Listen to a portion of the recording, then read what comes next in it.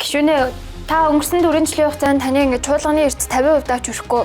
Дээр нь та ингээд санаачилсан болон баталсан хууль ингээд нэгч байхгүй. Ийм байж та одоо ингээд дахиад улсын хурлд нэр дэвшнэ гэдээ явж байгаа нь яг зөв юм уу? Та яг тийм эрхтэй хүн гэж бодож байна уу? Та одоо гарлаа ихт яг юм хийх үү? За, үнэхээр сайхан асуулт байна. Баярлалаа ийм асуулт асуусан. Тэгээ хариулах нь ч гэсэн зөв басны хэрэг баг. Тэгээд бид нар ингэж асуулт асуух эрх чөлөөтэй оронд амьдарч байгаа нь үнэхээр сайхан санагдаж байна. Зарим улс оронд бол асуулт асуух, үзэл бодлоо илэрхийлэх ямар ч эрх чөлөө байхгүй байдаг. Тийм учраас бид нар энэ сайхан олгогдсон эрх чөлөө, энэ сайхан үндэс зүйл эрхэмлэж авах хэрэгтэй юм шүү. Баярлалаа. Дараагийн асуулт нь. За гişүрээ та энэ өнгөрсөн 4 жилийн хугацаанд энэ авилга албан тушаалын хэрэгт аягүй холбогдсон. Тэгээ ер нь та ингээд дахиад дэвшинэ гэж ингээд яриад байгаа.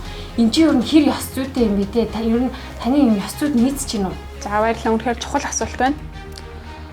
Гишүүн хүний хувьд энэ хугацаар хариулъя. Монгол улсын сүүлийн жил авилгалын индексээр ухарсан байна. Тэгээд та энэ асуултыг ингээ асуугүйсэн бол би ингээд ард иргэдийнхээ хувьд буруу ойлголттой авах байсан байна.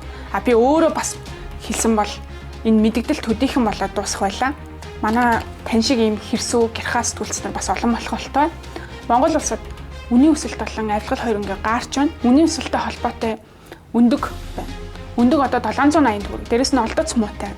Тийм учраас сэтгүүлч та бүхнээсээ хүсгэд энэ өндөгний үнийн өсөлттэй холбоотой та бүхэн анхаарал өгөөрэй. За баярлалаа. За ахад асуух асуулт байна уу? Байна. Байхгүй бол ингээд өнөөдрийнхөө хурлыг дуусгая. За баярлалаа.